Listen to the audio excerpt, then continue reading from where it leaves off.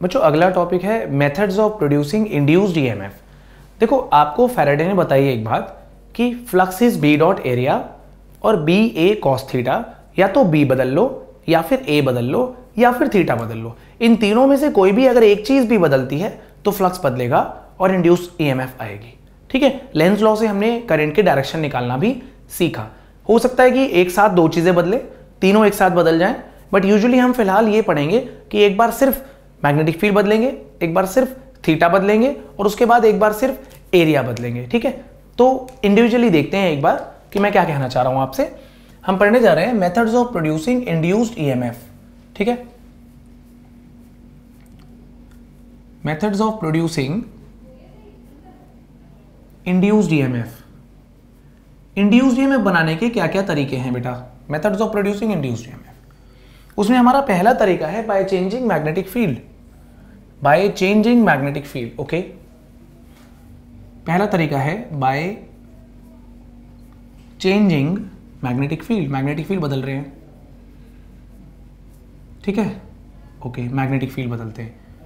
तो magnetic field बदलने से क्या इंड्यूस्ड ईएमएफ आएगी? यार कैसी बात कर रहे हो, बिल्कुल आएगी भाई। अगर flux B A cos theta है और अगर आप बी बदल रहे हो तो फ्लक्स बदलेगा, इंड्यूस्ड ईएमएफ आएगी ही आएगी। इसका एग्जाम्पल क्या है? इसका एग्जाम्पल है फैराडेज एक्सपेरिमेंट्स। फैराडे ने भी तो यही किया था, फैराडेज एक्सपेरिमेंट्स।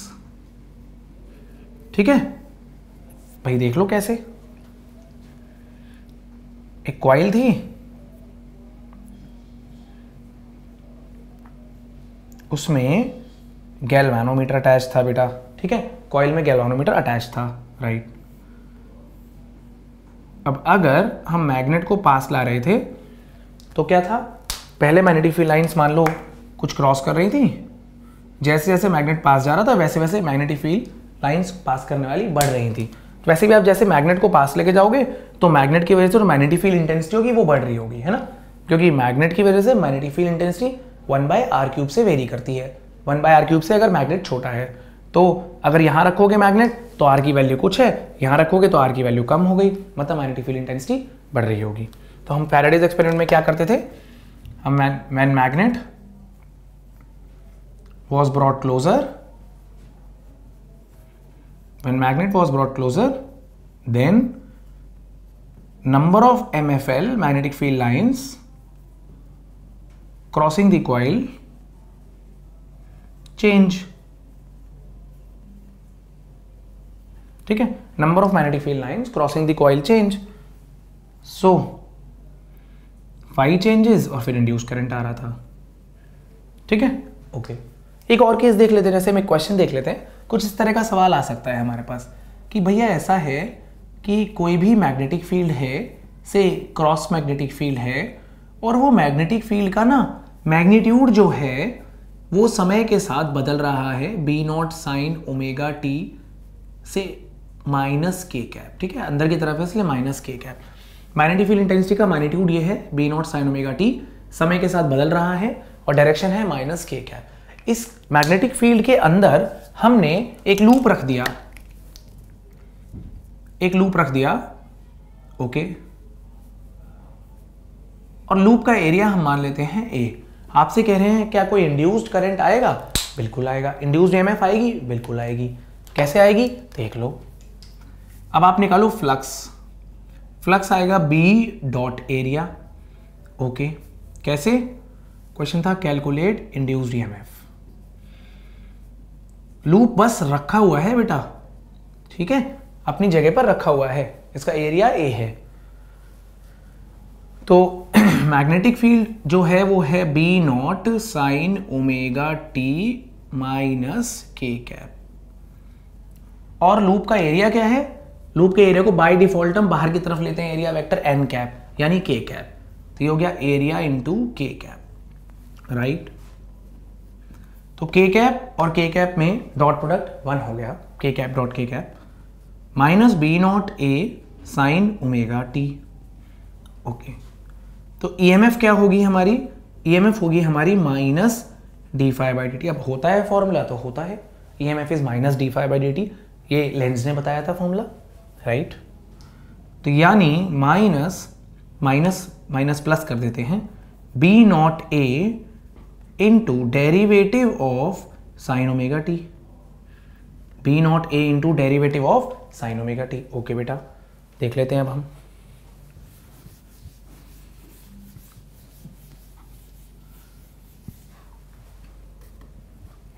अभी बात करते हैं अगर हम बी नॉट ए साइन का डिफरेंशिएशन कॉस होता है और फिर उसके बाद हम एंगल को दोबारा डिफरेंशिएट करेंगे तो ओमेगा टी का ओमेगा आ जाएगा। डिफरेंशिएशन कैसे करते हैं? पहले फंक्शन का साइन का कॉस, उसके बाद जो एंगल है उसका ओमेगा टी का ओमेगा।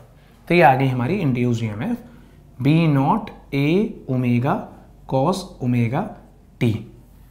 तो कैसे आई इंड्यूस्ड ईएमएफ? इंड्यूस्ड ईएमएफ इसलिए आई है क्योंकि मैग्नेटिक फील्ड का मैग्नीट्यूड समय के साथ बदल रहा था, डायरेक्शन भी बदल रही है रादर यहाँ तो, क्योंकि अगर हम साइन थीटा को 1 ले लेंगे तो बी नॉट के कैप हो जाएगी, साइन थीटा -1 होगा तो ये अगर साइन थीटा 1 होगा तो ये माइनस बी नॉट के कैप होगी, और अगर साइन थीटा -1 होगा तो ये हो जाएगा बी नॉट के कैप। तो मैग्नेटिक फील्ड की एक तरह से डायरेक्शन भी बदल रही है, राइट। मैग्नीट्यूड के साथ साथ यहाँ तो डायरेक्शन भी बदल रही है। Okay, right.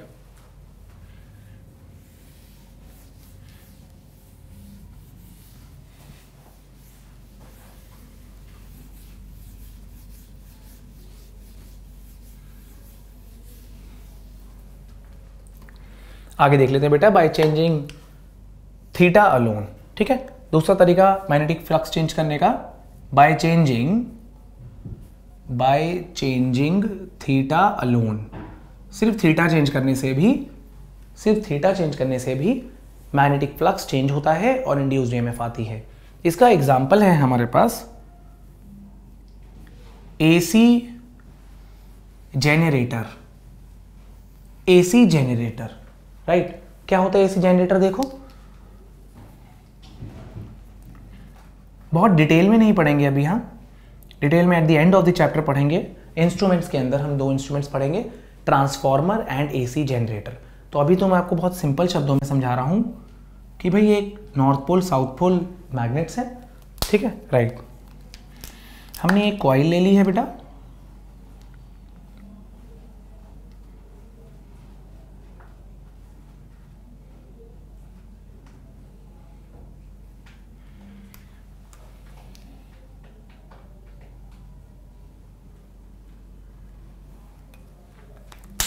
हमने एक कॉइल ले लिया बेटा, और ये एक रिंग है और ये भी एक रिंग है। इस रिंग का नाम S1, इस रिंग का नाम S2।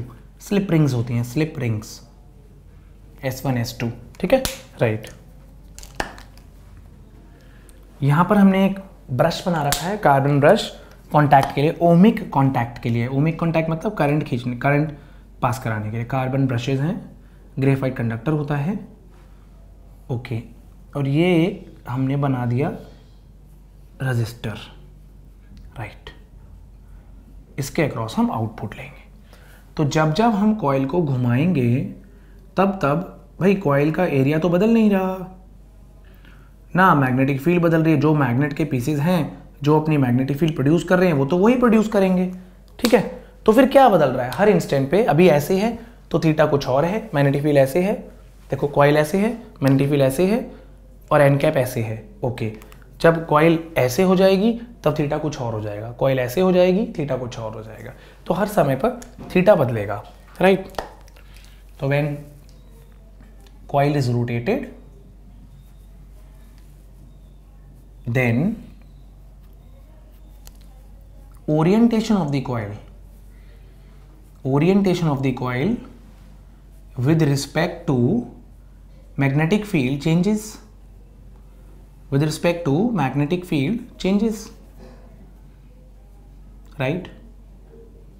Orientation of the coil with respect to magnetic field change means theta changes, okay, means theta changes, ठीक है। Orientation of the coil with respect to magnetic field changes, इसका मतलब theta changes, so flux change होगा, okay. किस हिसाब से? B dot area.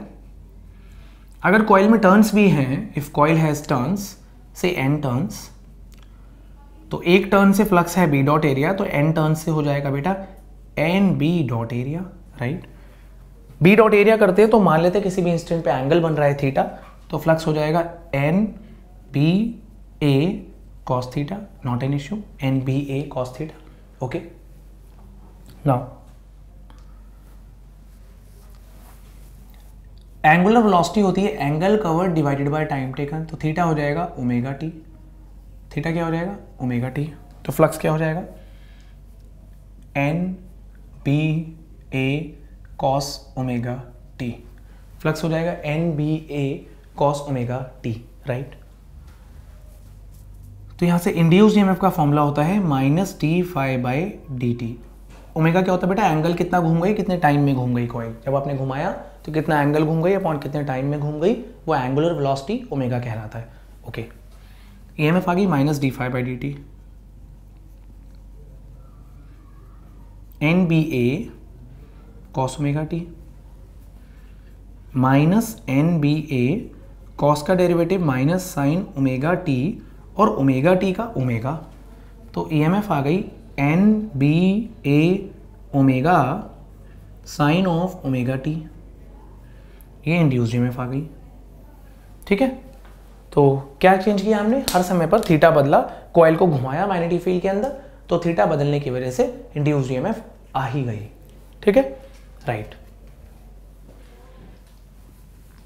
आप note कर लीजिए, मैं रब कर रहा हूं.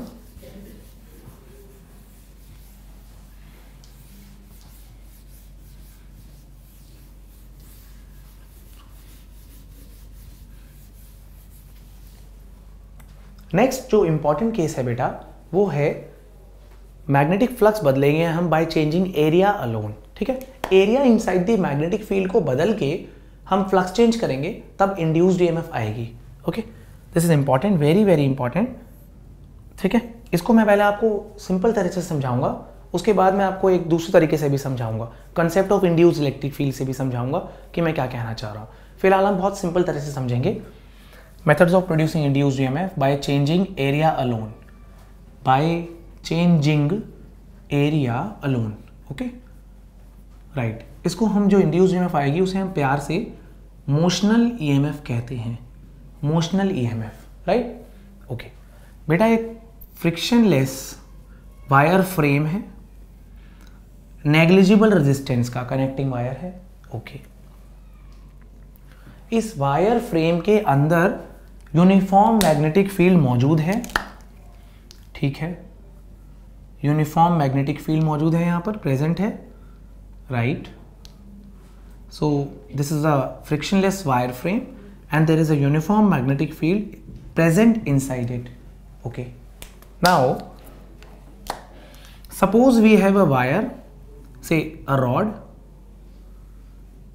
length of the rod is L, okay, right, at an instant x distance पे है ये, and we are moving the rod with a uniform velocity v. ठीक है, तो ऐसा करने से, और रॉड PQ का रेजिस्टेंस भी दे रखा है हमें. पहले तो PQ लेंथ दे रखी है हमें, और रॉड PQ का रेजिस्टेंस हमें कैपिटल R दे रखा है. ब्लैक वाले सारे वायर्स का रेजिस्टेंस हमें निगलेक्ट करना है. Okay, right. तो हमें कुछ बातें बतानी है यहाँ पर. क्या इंड्यूस्ड ईएमएफ आएगी लूप में? बिल्कुल आएगी. क्यों आएगी? क्योंकि जैसे जैसे आप आप रेड वाले रॉड को आगे लेके जा रहे हो, वैसे वैसे area inside the magnetic field is increasing. As the rod is moving outwards towards right, area inside the magnetic field will definitely increase. Area increase होगा, that means flux will increase. B dot area, area increase, flux increase, means flux changes. और जब flux change होगा, there will be induced EMF according to Faraday's law, जिसकी direction we will tell according to Lenz law. Okay, right. तो अभी क्या हो रहा है बेटा? एरिया बढ़ रहा है, area is increasing, area is increasing. So induced current will try to decrease flux. Area बढ़ रहा है, फ्लक्स बढ़ रहा है, फ्लक्स बढ़ रहा है, तो इंड्यूस्ड करंट फ्लक्स को घटाने की कोशिश करेगा.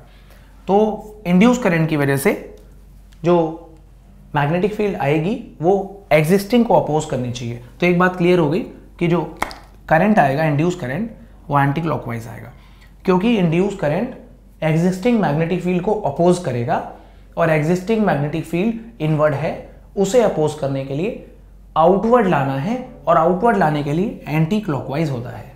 राइट। ओके, तो किसी भी इंस्टेंट पे फ्लक्स क्या होगा?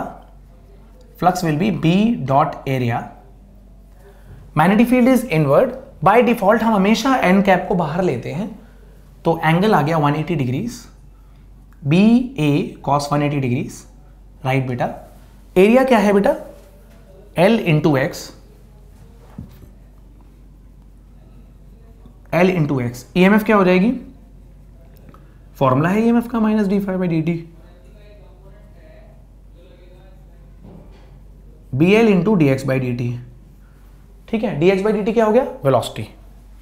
D x by D t is velocity. This is called motional EMF, induced EMF is BLV, motional EMF। ठीक है, राइट। पोटेंशियल डिफरेंस आया तो करंट फ्लो करेगा सर्किट में, करंट की डायरेक्शन में ऑलरेडी बता चुका हूं आपको। तो current will be induced EMF divided by resistance of the loop. But मैंने आपको बोला कि कनेक्टिंग वायर्स का रेजिस्टेंस नेग्लिजिबल है, जो भी रेजिस्टेंस है सिर्फ इस रॉड PQ का है, तो हमने बोला कि it is current is BLV by R। Important point है, इंपॉर्टेंट है ना। अब मुद्दा यह है कि अब हम बात करेंगे मैग्नेटिक्स चैप्टर की, क्योंकि रेड वाले रॉड में अब करंट आ गया है। कहां से आया? I am not interested in that, but आ गया है। अब आपको पता है वैसे कहां से आया, रॉड को मूव कराया तो इंड्यूस करंट आया है। अब current carrying wire is placed in a magnetic field, तो it will experience some force, जिसकी डायरेक्शन पता लगेगी according to Fleming's left hand rule, और फोर्स का फॉर्मूला है BIL। Magnetic field, Fleming's left hand rule, FBI। Magnetic field inward, current ऊपर, magnetic field inward, current ऊपर, force किधर लगा? Towards left. तो मैग्नेटिक फोर्स एक्ट कर रहा है टुवर्ड्स लेफ्ट। ठीक है, okay. Magnetic force is acting on rod PQ towards left, और मैग्नेटिक फोर्स हो जाएगा BIL, और I आपको पता है, तो B times BLV by R। अब आप अगर चाहते हो रॉड को कांस्टेंट वेलोसिटी से मूव कराना चाहते हो कि रॉड कांस्टेंट वेलोसिटी से मूव करता रहे, तो आपको रॉड पे नेट फोर्स को जीरो करना पड़ेगा। तो आपको एक एक्सटर्नल फोर्स लगाना पड़ेगा जो कि जस्ट और जस्ट मैग्नेटिक फोर्स के बराबर हो, नहीं तो मैग्नेटिक फोर्स रिटार्डेशन प्रोड्यूस कर देगा और वेलोसिटी को घटा देगा। किस हिसाब से घटाता है वो भी हम सीखेंगे कि वेलोसिटी एक्सपोनेंशियली घटती है, राइट। चलो अभी क्या करना है? अभी हम बोलेंगे force required to move the rod with constant velocity, जितना मैग्नेटिक फोर्स है उतना ही लगेगा। ठीक है, बस डायरेक्शन अपोजिट होगी। Force required to move rod PQ with constant velocity. ठीक है, एक्सटर्नल फोर्स इन मैग्नीट्यूड, तो वो मैग्नेटिक फोर्स के ही बराबर होगा, तो वो external force in magnitude magnetic force के बराबर होगा, और उसकी वैल्यू वही आएगी जो इसकी है, B²L²V/R।